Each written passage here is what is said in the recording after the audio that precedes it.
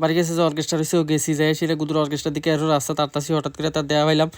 তে কয় আরে ভাই কী অবস্থা, কোন সময় আইসো, কথা কইতেছি এর মধ্যে চালু কয় কিছু খাওয়া, মানে তে যে হোগাই না তার ভিতরে যে একটা ট্যালেন্ট আছে এটা একেবারে আরামসে বুঝবেন এই ভিডিওর মধ্যে, মানে সেকেন্ডের মধ্যে একটা মানুষের হোগাই লেবো। তে এরপরে তে আর মোর না করতে নিতে লয়ে গেছে আমরা এগুলো দোয়ানো যায়, এগুলো টেগুলো অর্ডার দিছে।